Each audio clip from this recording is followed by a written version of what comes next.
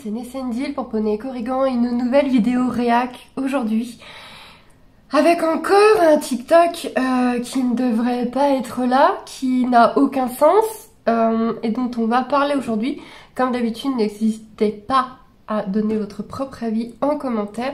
On est là pour dialoguer, pour en parler et pour que ce genre d'erreur ne soit pas refait. Pour que cette maltraitance banalisée ne soit pas normale et refaite et refaite et refaite. On va donc commencer par le TikTok.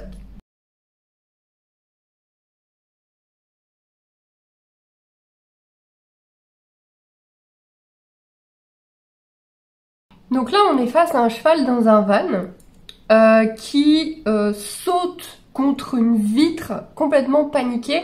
Donc le cheval n'est pas à la tâche, le cheval n'a aucune barre de maintien, aucune barre de protection. Il n'a rien du tout.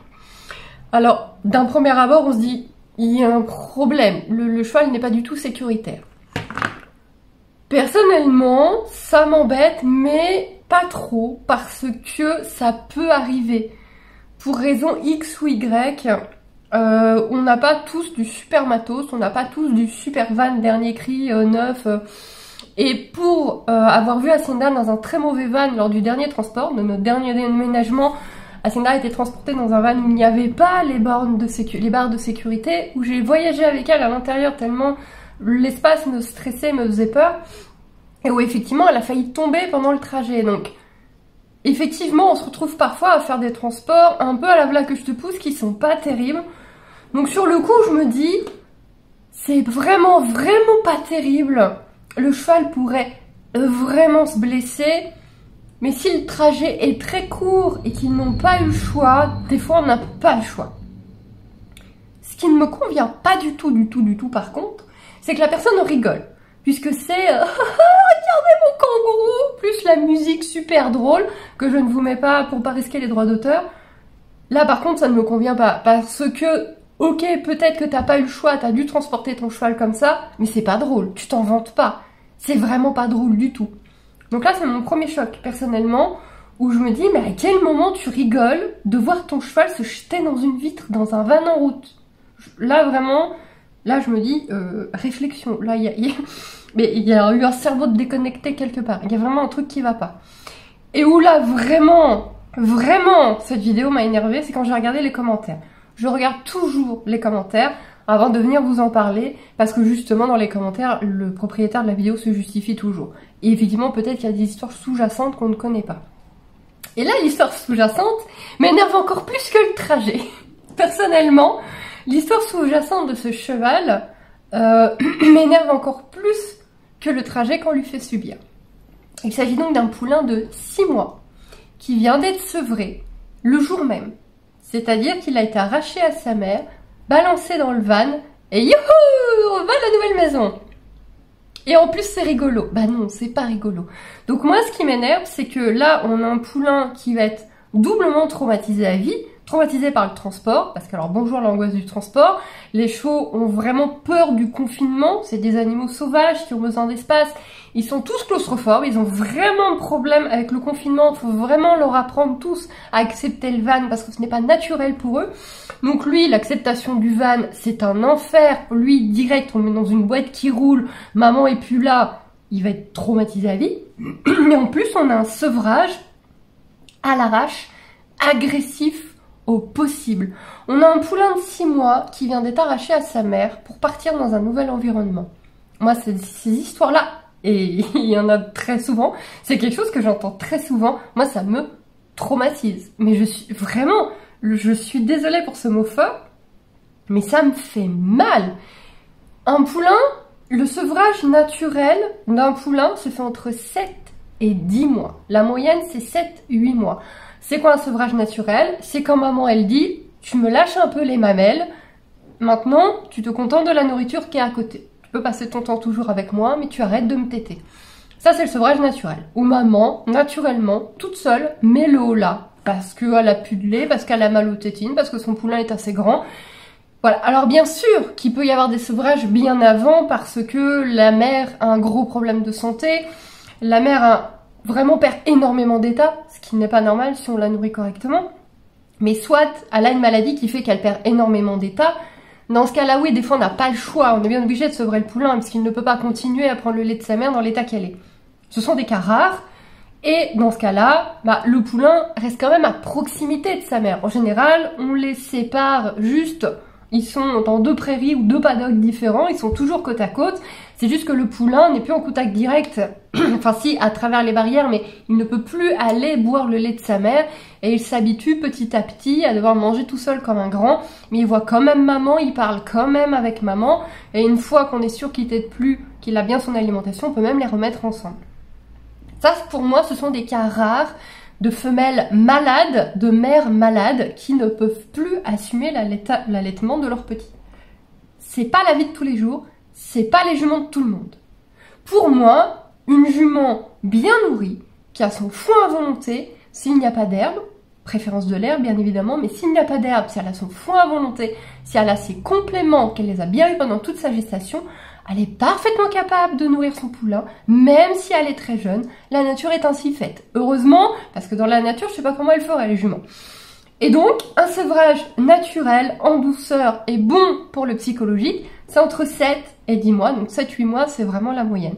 Ou c'est la mère qui va dire stop. La mère va dire stop, tout simplement. Et une fois que le poulain s'est bien mangé tout seul, qu'il s'est bien détaché de sa maman, qu'il est habitué à aller jouer avec d'autres poulains, avec d'autres chevaux, que le social s'est mis en place, qu'il connaît bien les codes sociaux, etc. Là, on peut le vendre et l'envoyer dans sa nouvelle famille. Mais cette histoire de « Allez, il a 6 mois, allez hop, vous le chopez, vous le mettez dans le van et puis ciao hein. ». J'en entends parler tout le temps. Et ça a l'air tellement normal pour les gens que là, ils en rigolent. Là, le poulain, il est traumatisé, il est dans un état de stress inimaginable, il se jette contre les vitres du camion, c'est trop drôle, on met une musique rigolote, on met ça sur TikTok en mode « Oh, j'ai acheté un kangourou, vous avez vu ?» Donc là, on a 2 énormes erreurs, double traumatisme, parfait, ah là on est bien, bravo. Ton histoire avec ton poulain commence nickel, magnifique, vous allez créer une relation merveilleuse. Je ne comprends pas. Je ne comprends pas. Les chats, ça fait déjà des années et des années que on les sèvre à 3 mois, que les éleveurs vendent leurs chatons de race à 3 mois. J'ai élevé des Maine Coon il y a 10 ans. À peu près il y a 10 ans, je le faisais déjà. J'ai vendu mes chatons à 3 mois. Les chiens, ça commence de plus en plus à se mettre en place. C'est vrai que les chiots sont généralement vendus à 2 mois, mais je commence à voir des éleveurs qui prennent plus de temps, qui vendent leurs chiots plus tard, qui commencent vraiment à prendre plus de temps, à être sûr qu'avec la mère c'est ok. Là aussi ça commence à se mettre en place. Pourquoi? Comme d'habitude, les chevaux, on agit dessus comme si c'était... Pourquoi? Comme d'habitude, on s'en fout de leurs besoins naturels et fondamentaux. Pourquoi on commence à les traumatiser des poulains?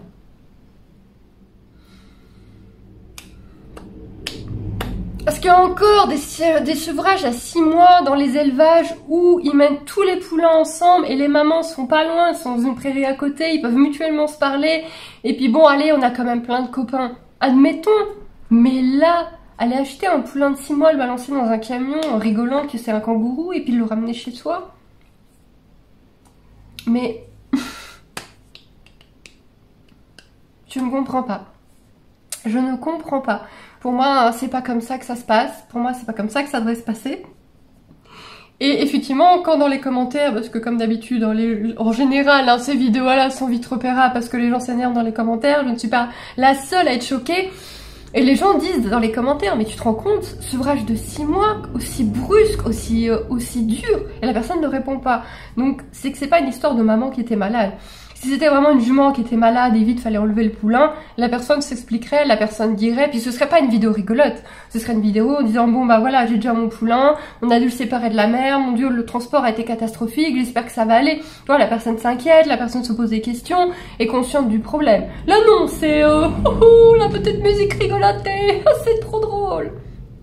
Donc en fait on arrive à un stade où la maltraitance animale c'est drôle.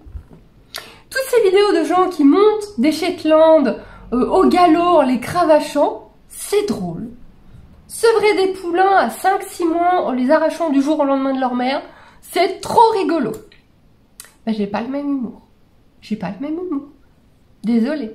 Donc je sais que les vidéos réac comme ça, en général, les gens sont d'accord avec moi, mais il y en a toujours quelques-uns qui ne sont pas d'accord, ce qui prouve à quel point, mentalement, on est encore très loin de comprendre comment on est censé gérer nos animaux. Je sais pas, je passe mon temps à faire des formations, à apprendre des choses. Je suis visiblement, on est visiblement pas nombreux à le faire.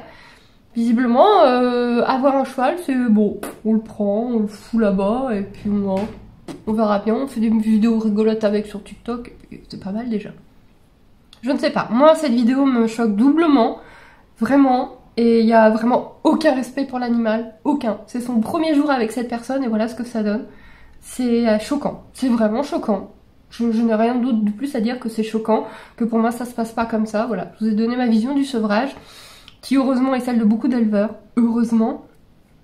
Et voilà. Dites-moi en commentaire ce que vous en pensez, en commentaire. On peut en débattre, poliment bien sûr, comme d'habitude, mais là-dessus ma communauté, je vous remercie. Vous êtes vraiment très polis, très ouverts. Franchement, j'ai pas à me plaindre pour le moment, c'est vraiment chouette. Donc dites-moi ce que vous en pensez, et malheureusement il y aura une autre vidéo sur ce genre de sujet, hein, vous en doutez bien, hein, puisque TikTok, alors autant TikTok, moi je trouve qu'il y a des merveilles et des pépites dont il faut que je vous parle aussi, puisqu'il y a vraiment des personnes qui font des choses merveilleuses, j'ai appris des trucs géniaux vraiment sur TikTok, mais à côté de ça il y a tous ces abrutis qui s'amusent à faire de la maltraitance banalisée parce que ça fait des vues. Donc on n'a pas fini d'en parler. Sur ce, je vous fais quand même des bisous et je vous dis à bientôt. Bye bye!